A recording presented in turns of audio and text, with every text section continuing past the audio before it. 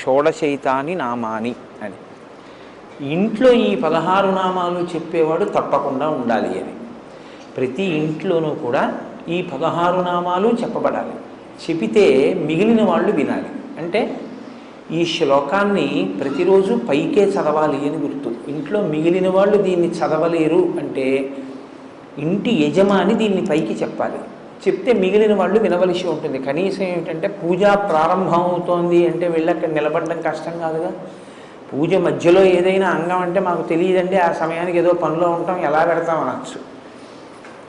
పూజ ప్రారంభం చేసి ఘంటారామం చేయగానే వెళ్ళి అక్కడ నిలబడడం పెద్ద విశేషం ఏం కాదు. కాబట్టి ప్రతిరోజు మనం ఈ 16 నామాలు చెప్పాలి. కనీసంలో కనీసం పెద్దలు చెప్తున్నప్పుడు వినాలి.